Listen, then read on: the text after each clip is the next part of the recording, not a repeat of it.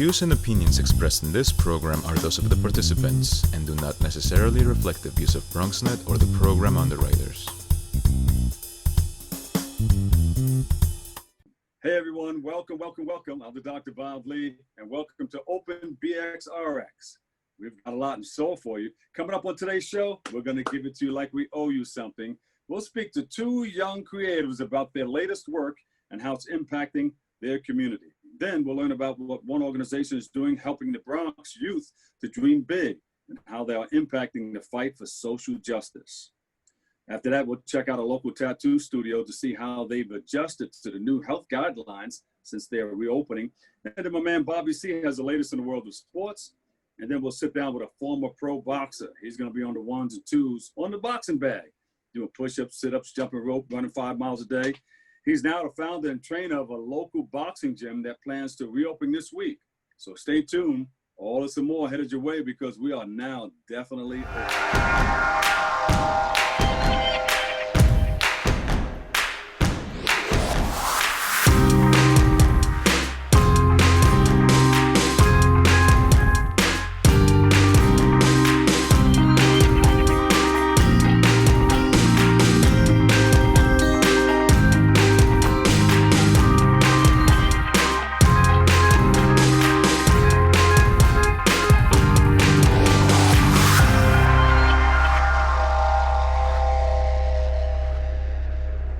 Good morning, I'm the Dr. Bob Lee, and our first guests are the creators of the platform BX Writers, and they join us to talk about their latest work and how it reflects the collective voice of the Bronx creatives. Please welcome Josue Caceres and Amaurys Grullon. Welcome to the show. Thanks for having us. Hey, we've done this a long time ago, right? We were together doing some things. Yes. No, our first ever live in-person interview was with our gentleman here, Bob. So thank you so much, and thank you to BronxNet for providing that platform for us. It was the first time we were ever on anything of some, live interview. We were really nervous, really scared, and that was 2017, so about 3 years ago now. Yeah. So it's a beautiful thing. Thank you. And you've been doing this for some time. When did you start this? Yeah, so overall, Bronx Native has been going on since 2016. And then BX Writers came about a year later after that. But we've been, 3-4 years already, man. We've been doing this for a minute now, yeah. And you're on a mission. Tell us about your mission. Always. So, Sway, you want to share about BX Writers a little bit? Yeah, definitely. So around 2018, we started a platform called BX Writers through Bronx Native, which, is just a platform for writers, poets, storytellers from our community. Often we hear about these stories about the Bronx, we hear about, just different narratives, and we don't realize how diverse we are. So, we wanted to create a platform to be able to put our people out there, share their stories, and hopefully inspire people to continue doing that. And then you have something called the Writers Anthology, right? Yeah, the BX Writers Anthology, Volume 1, which is this book right here. Oh, there you go.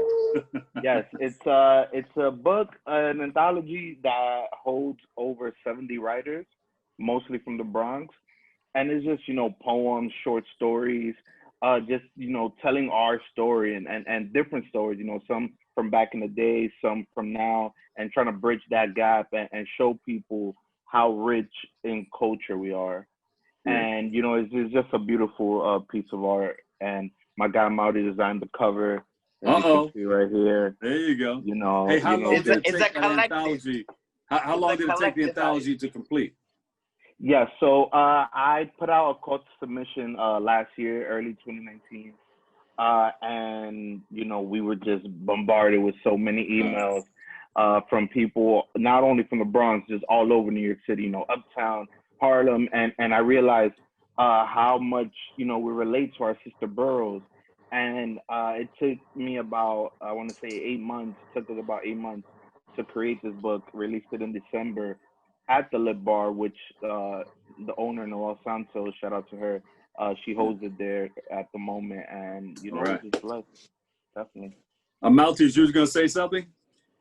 Oh, no. I just wanna, yeah, man. The journey is the reward, man. It's been a beautiful one, and that the BX Anthology is a representation of what Bronx Native does, right? Our main goal is to change the narrative, to change people's perspective, the negative stigma that our people, the Bronx or borough has through all mediums, right?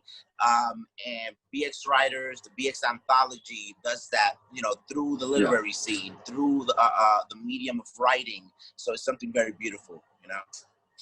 How does the Bronx Writers fit in with the overall brand of the Bronx Natives?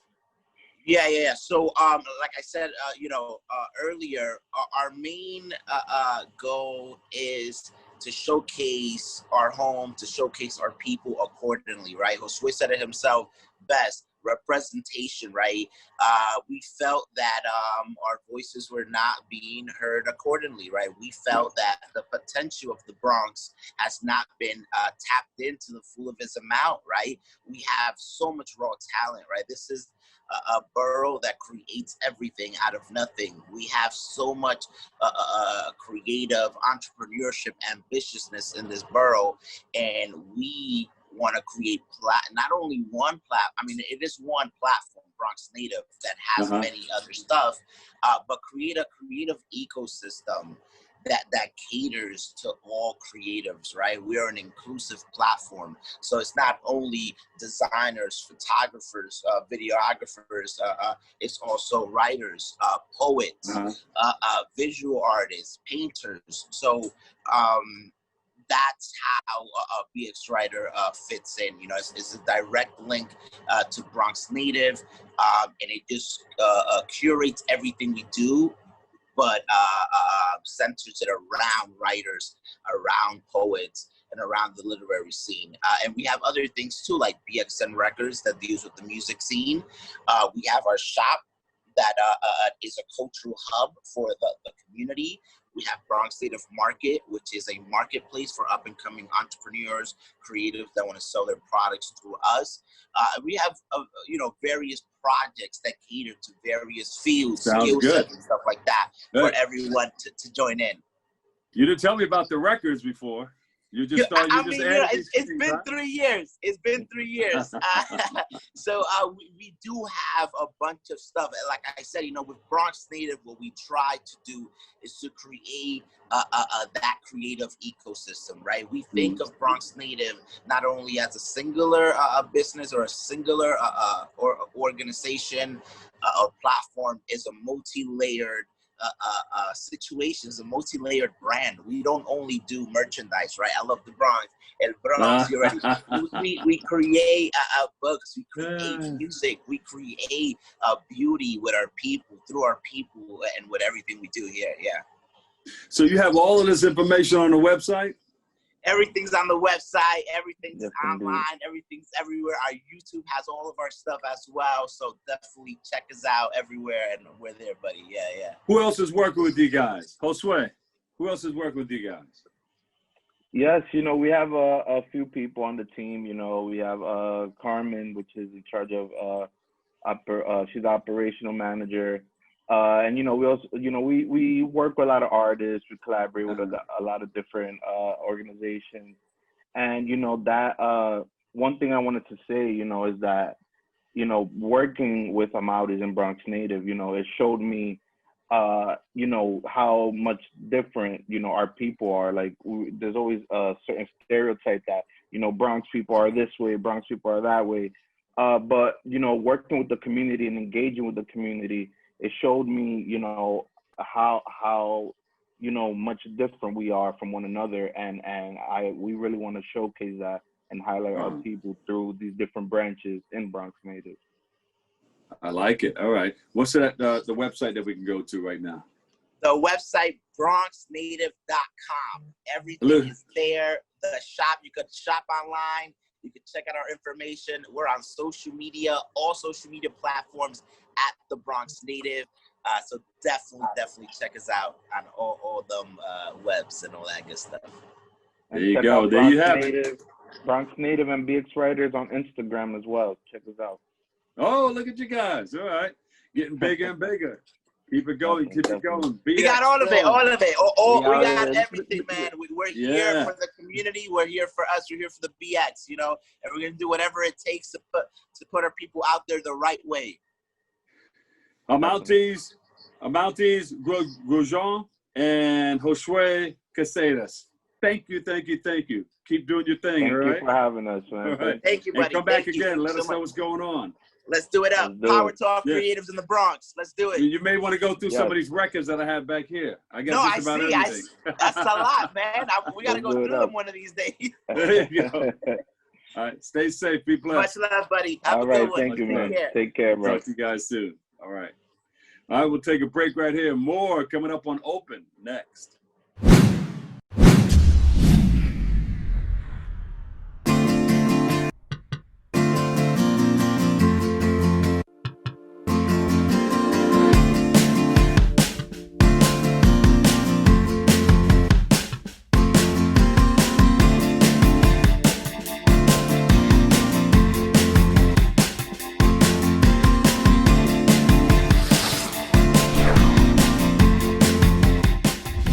A decade in the making, created in 1790 to allocate our U.S. population and economy.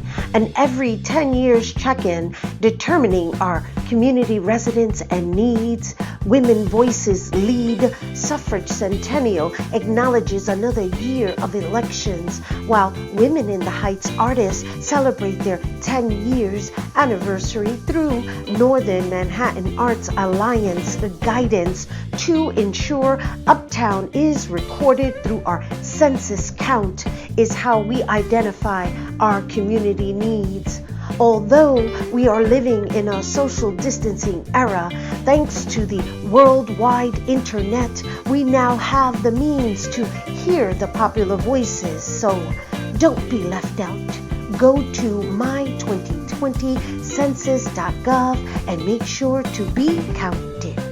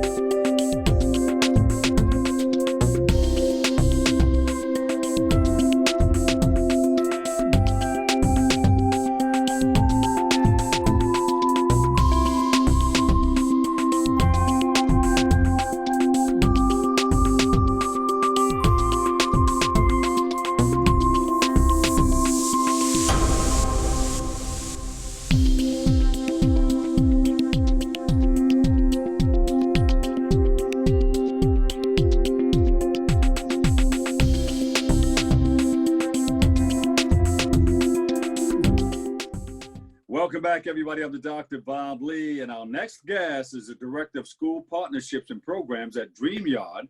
And today, she's going to be discussing her organization's inspiring our youth through the arts while working to push the message of racial equality. Please welcome Mariah Carlson.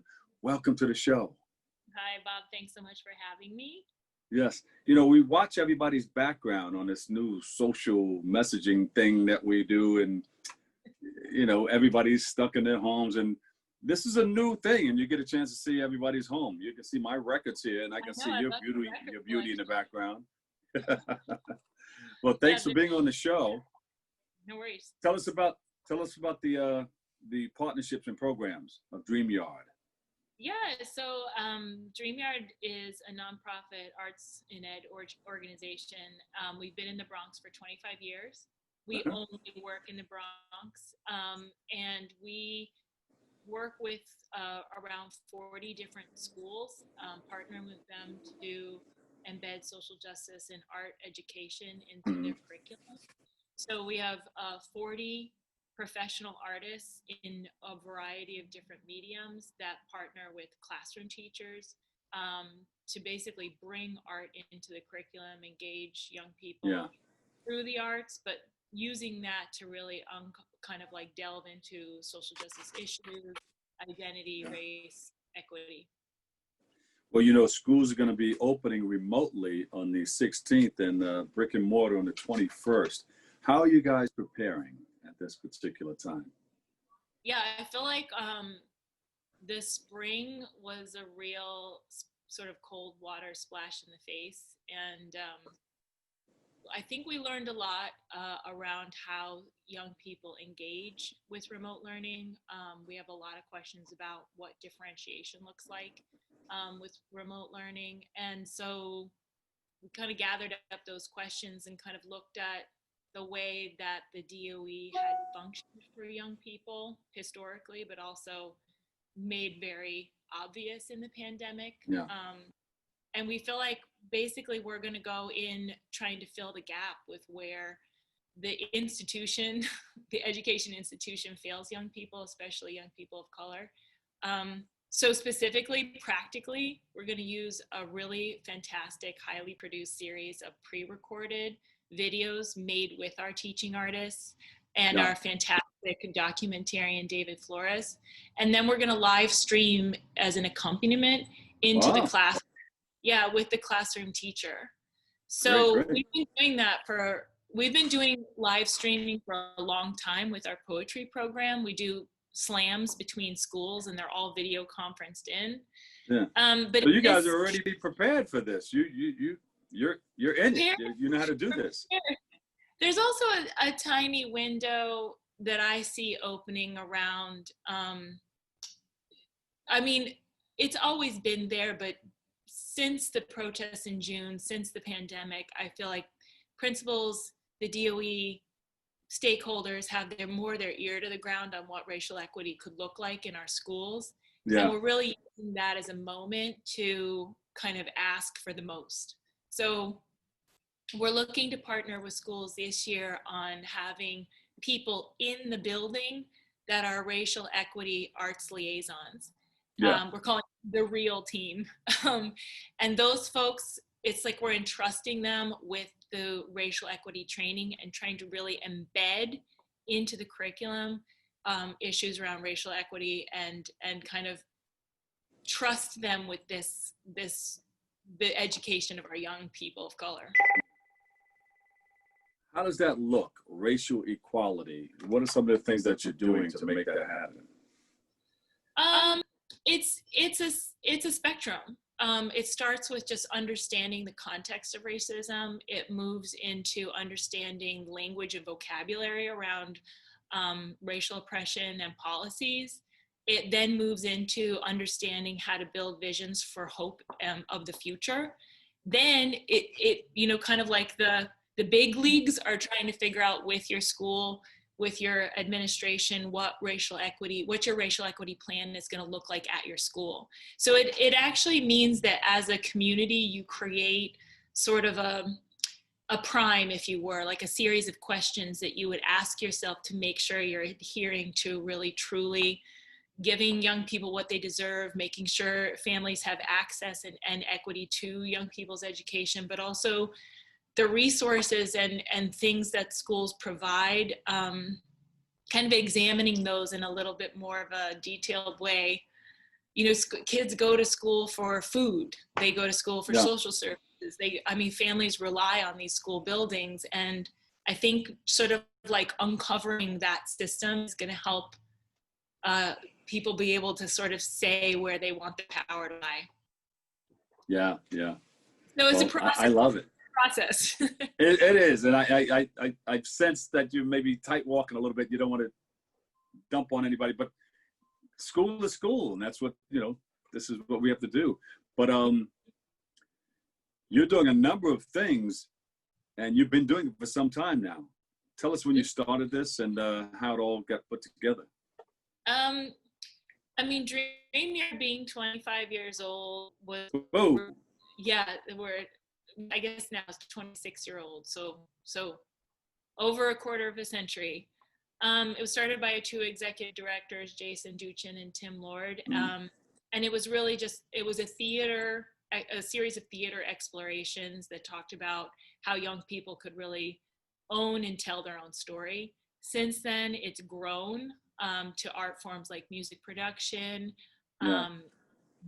every type of dance, poetry, spoken word, visual art, obviously, but also like we foray into technology with our maker program. And so it's built school by school, relationship by relationship. Some of the schools we've worked with for almost 20 years. So if the school wants to get involved, if they want to get involved with you, how do they qualify? What do they have to do? Oh, well, they can use their budget to hire us, which means a teaching artist goes in and works with the classroom teacher. We work with the classroom teacher all year. So it's not just like a small snippet, it's a 30-week residency, we call it.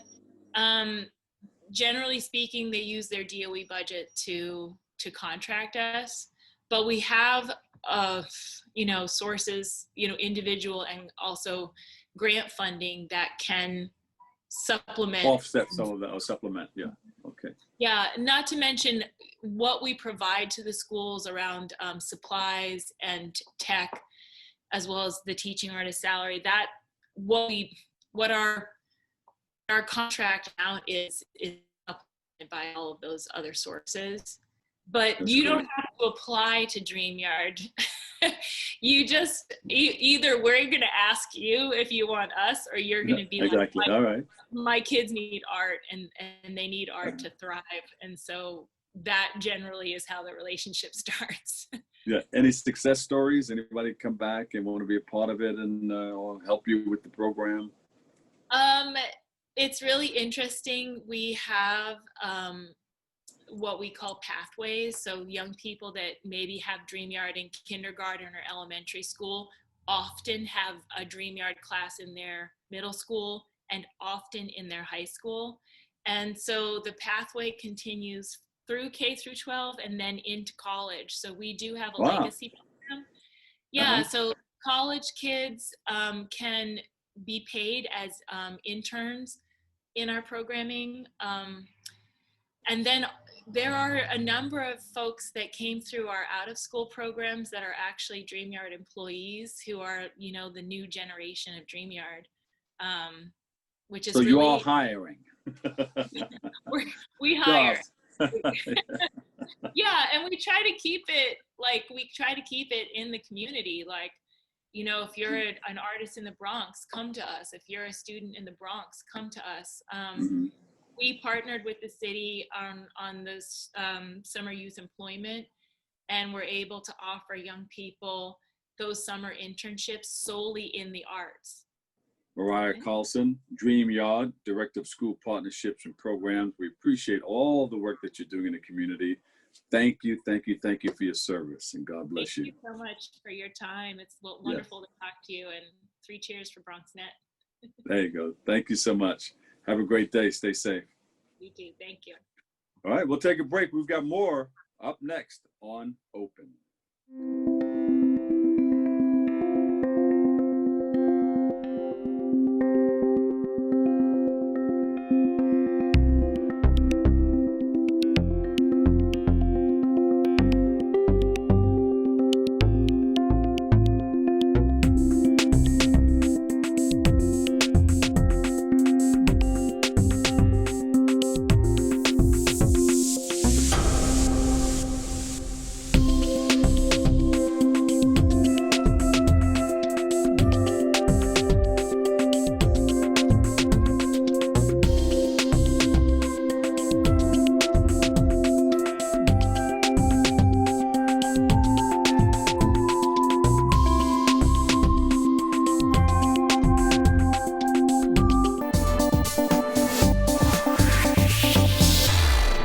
Welcome back, everybody. Our next guest, they've been here before. They're no strangers to the show. They're operation manager and head tattoo artist of Brass Knuckles Inc. Tattoo Studio. And they join us today to discuss their reopening and new safety measures for their shop. Please welcome Mariah Chavarria and Ed Martinez, the Taino. Yeah. Hi. How are you? How are you? The Taino Indians and everything, right? Yeah. So wait a minute. You guys have been lying dormant for a little while since the pandemic. Tell us how you went through that, because you were thriving. Everybody was coming to you. You're not too far from Yankee Stadium. I see the Yankees in back of you. Yeah. Yeah. So, you know, I would say like when the first week happened, obviously we were shut down, and then we were allowed to operate on a 50% capacity after July 4th. And that's what we've been doing. And to be honest with you, I mean, people have been very like encouraging, and they embraced the fact that we've started to really, you know, move forward and get past this cloud that has kind of hit our city. So it's been a very humbling experience, honestly.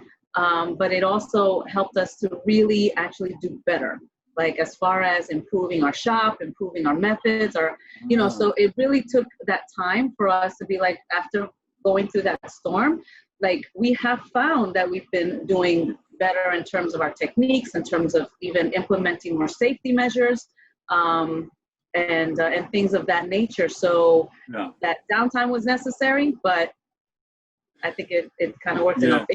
But the downtime gave you an opportunity to put a lot of things together, right? Did you get any of the extra loan money for businesses? Well, or you bypassed that?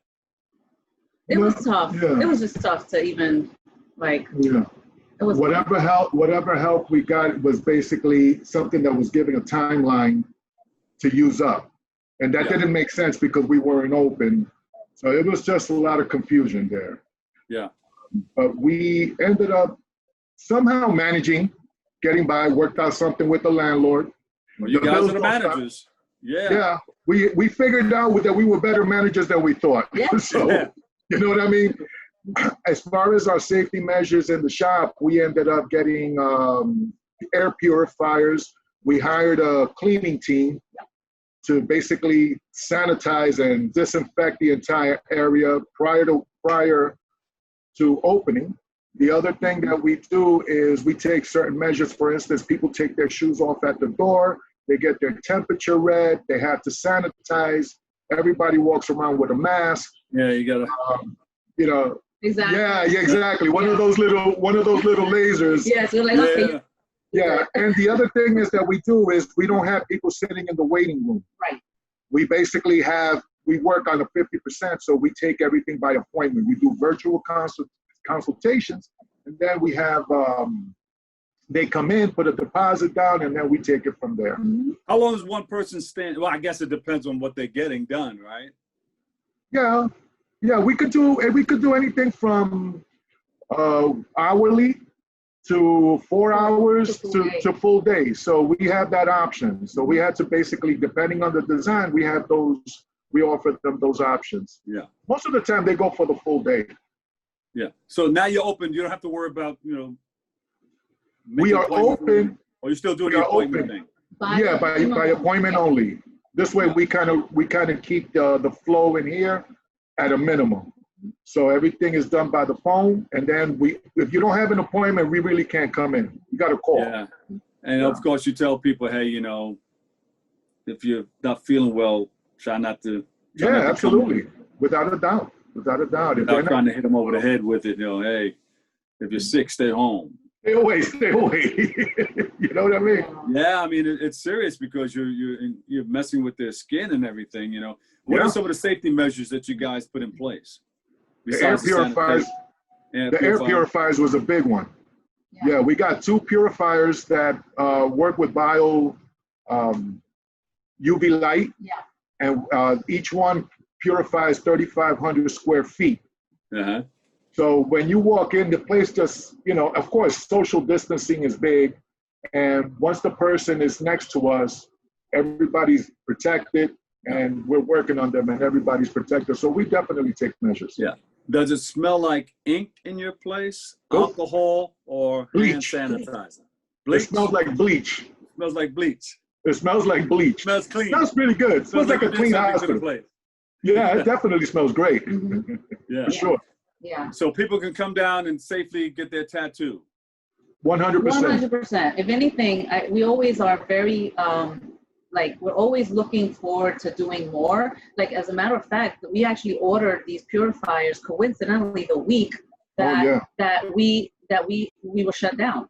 So we're always forward thinkers. We're always looking at ways because to us, safety is number one. That's our number one product. Even before the pandemic, safety was number one. Even before the pandemic. Absolutely, 100%. Yeah. 100%. Because I know people they've spoken about your shop. They said, hey, these guys take precautions on everything, they got the eye on the prize here.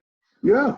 We try, man. We try. And I mean, you can even see our Google reviews. I mean, they're all 5 stars. There's a reason for that. Yeah. So, 5 stars, that's right. 5. You ever think about doing a reality show? No. We respect the industry too much. Yeah, the reality thing, you know. Yeah. I don't consider that. Yeah. Not for us. It's not our thing. Yeah. I like to do. I mean, I prefer to do it with one customer at a time. We focus a lot on the artwork. As a matter of fact, we even had to cancel the convention. We were going to stay. We already bought our booth. We had to cancel that.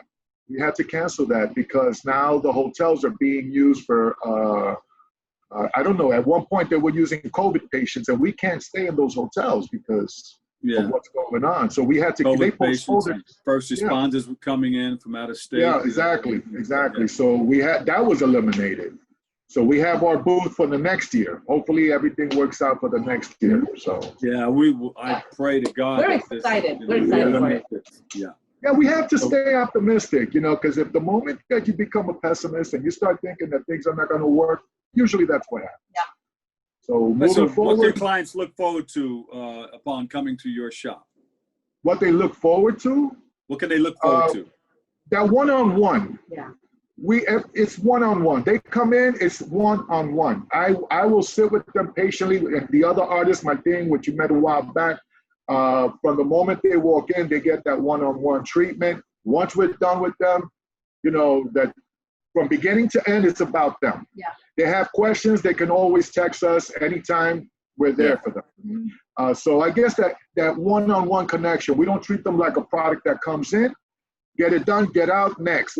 That's definitely not the way we work. Yeah, we don't do that. Yeah, I don't like when that happens, Do you give them a call afterwards and say, hey, how's your tattoo? Sometimes we do. Yeah, and sometimes they just feel so feel so comfortable with us that they're like, hey, this is what's going on. And they send us updated pictures. Yeah. So it's very exciting. It's very exciting. Yeah, we leave a really good positive energy with them. Yeah. How do we get in touch with you guys? You can reach us through Instagram. Yeah. You can DM. I have total access to all that. Okay, and go ahead. What's the Instagram information? It's Brass Knuckles Inc. And it's the one with the blue logo.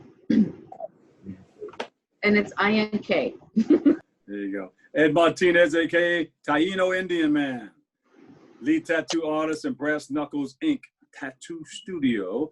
And Maria Chavarria. It's Martha. Manager, Brass Knuckles. Say it again. It's Martha. Martha and Maria. Maria may be coming along. Uh-oh.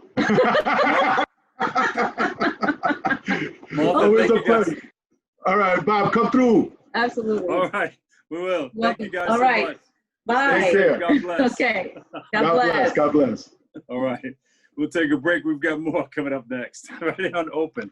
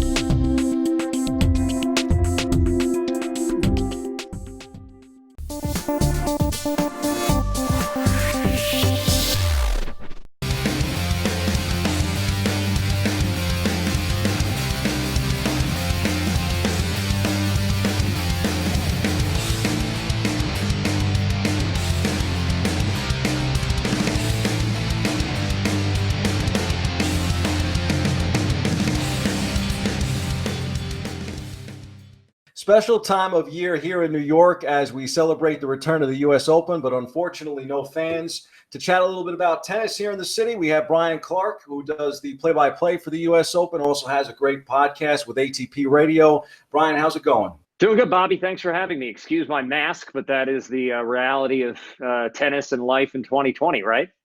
You know, I saw you picking some fun at Djokovic earlier with the Mets mask on Twitter. A little bit of fun there. I didn't know if he might have done the same for you today. I know you got a chance to call one of his matches. Yeah, he had a win over Kyle Edmund, and I mean, he is the story certainly on the men's side of this tournament. No Roger Federer, no Rafa Nadal here. First time since 1999 that neither of them have been here. They've won this tournament 9 times. Djokovic hasn't lost in 2020. Of course, you missed 5 months of the season with the suspension, but he is the best player in the world by far right now. So it is fascinating to be watching him out here. You know, it definitely begs the question, can anyone stop him on the men's side? Yes, but you've got to see it first this year. And so far, we haven't seen that. But there are players in this draw. Daniil Medvedev, a runner-up here a year ago. Some of these young players, Stefanos Tsitsipas, who would be a semifinal opponent of Djokovic. They're capable, but let's see them do it. And let's see them do it over 5 sets, not a best-of-3 set format. You know, interesting times, of course, with the virus and the pandemic. And I think a lot of fans, of course, disappointed about not being able to be there in the bubble. But at the same time, you know, the virus, of course, has taken a hold on all of sports. What is it like to be a broadcaster right now inside that bubble calling these matches? Eerie is probably the word because, you know, this tournament is built on energy. This tournament sums up its city maybe better than any of the other majors. It's New York. It's all about the energy. And you lose so much of that by the fans not being here. So that is very weird. But at the same time, there's immense gratitude that this tournament is happening because a couple of months ago, you know, living in New York, Bobby, you know, just how remote of a possibility it seemed that we'd be playing tennis at the U.S. Open in late summer. So it's very strange, but once you get past the strangeness of not having fans and just the different format, it's relief and gratitude that we are here playing major tennis. You know, your Twitter feed has some great content too. I make mention of obviously Novak's mask today with the tweet that you sent out, but you also had a great picture of Andy Murray and the difference between what it was like when he won, packed with fans, and then of course what it's like to see him back out there in Flushing Meadows now with no fans. Yeah, I mean, that's certainly the match of the tournament so far. Murray's been through the ringer with injuries, with hip surgeries. Great if anybody wants to seek it out. A documentary on Amazon Prime called Resurfacing, and it's about his journey back to the game. Came back from 2 sets to love down on Tuesday to beat Yoshito Nishioka on Arthur Ashe Stadium, a court where he won his first major title 8 years ago. But yeah, I happened to be at the last major he played, the Australian Open in 2019. And he actually lost this 5-set heartbreaker to Roberto Bautista Agut. So to be at those 2 matches where this place, in that Bautista Agut match, there was a thought that that was going to be it for his career before he underwent this surgery. And there was this expectation that this was his last match. So there was that feeling around it. That was an incredible emotional feeling. This yesterday here, it was an incredible feeling, a lot of emotion, but just very different because of the fact there weren't 20,000 people screaming for him. You know, and speaking of surfaces, first time in 42 years that the Open has a new playing surface, and it looks awfully fast. Is it playing faster than we thought it would? I think the jury's still out after almost 3 days because on the outer courts, yes, it does seem to be playing faster. It's something called lay cold. It's still a hard court, just a different kind of composition. But some of the players who played in Arthur Ashe Stadium said that one's actually playing a little bit slower. Now, there's always the Western and Southern Open is one of the top tournaments outside the majors of the year. And they moved it from its usual spot outside of Cincinnati to here just before the U.S. Open as a way to cut down on travel, keep everybody in one place. So the players got a taste of this surface at the Western and Southern Open. And now, so that was able to, a way for them to get used to it. But it seems to be playing a little bit faster, but not maybe dramatically so. So on the men's side, we already know about the dominance of Novak Djokovic. On the women's side, I think it's fair to say it's probably a pretty open field, right?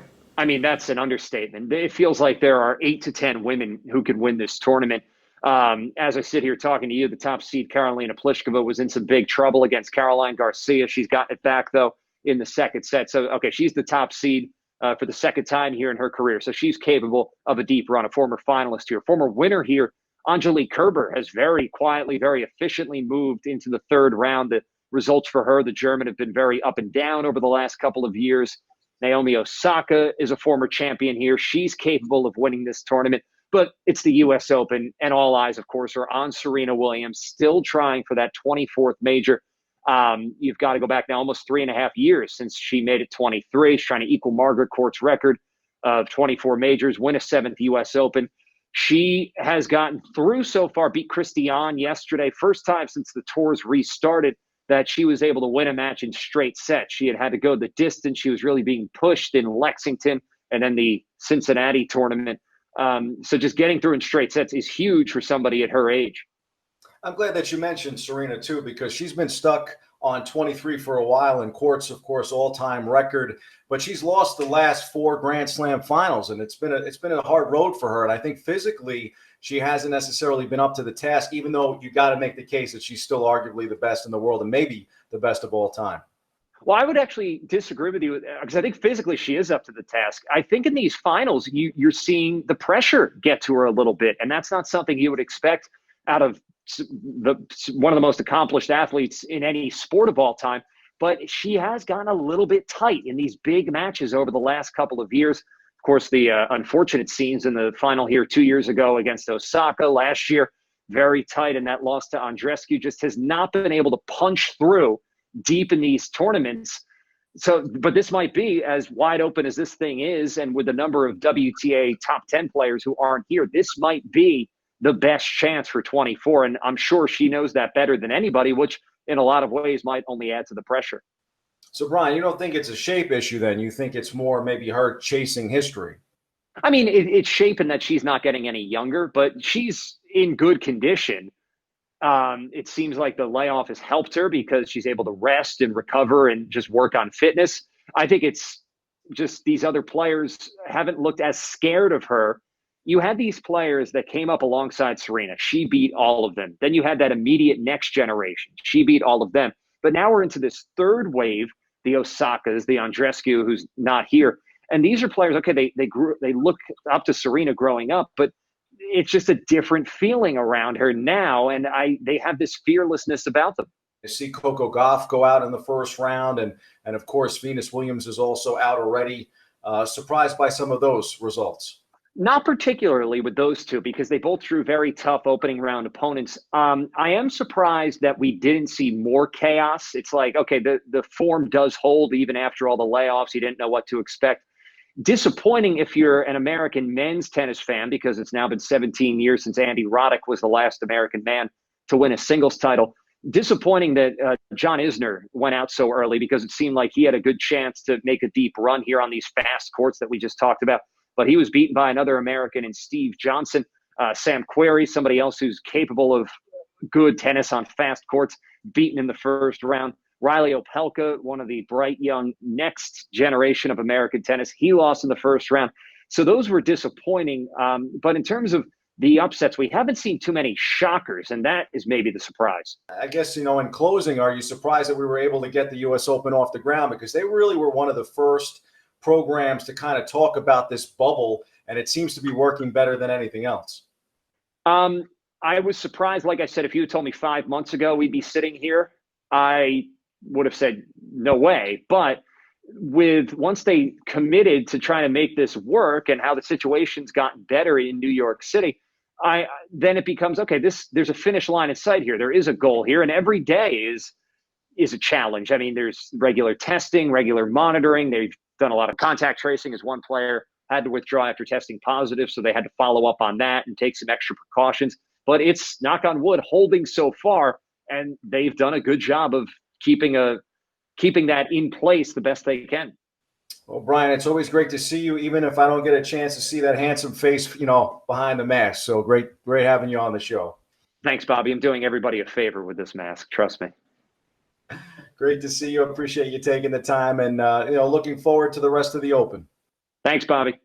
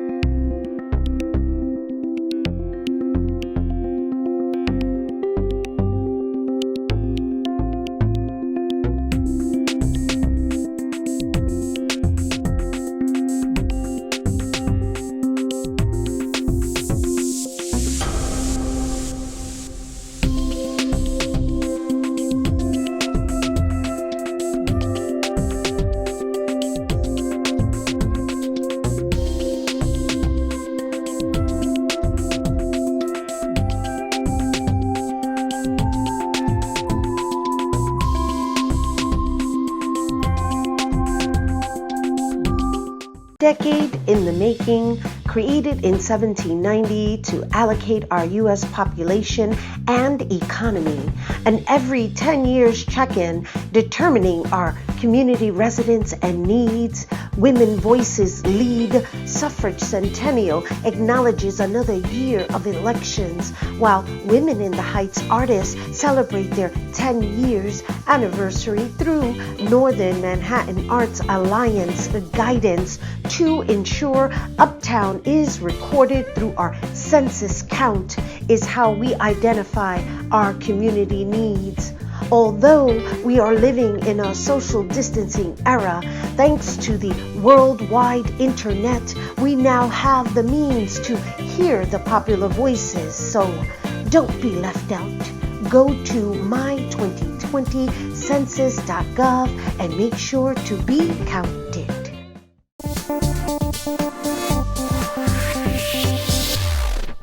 Welcome back. Hey, how are you? I'm the Dr. Bob Lee, and our next guest is a four-time national amateur boxing champion, two-time Daily News Golden Glove champion, trainer and founder of the SouthBox Gym, and he joins us to talk about the gym's reopening. Please welcome Eric Kelly from SouthBox, the SouthBox Gym. Welcome, welcome, welcome. Welcome to the show. Thanks for having me. I'm excited to be here. I appreciate all you guys' support. Yeah, I got to ask you a question. Yes, sir. Are you a chin checker? Oh, man, am I? I done check more chins than a little bit.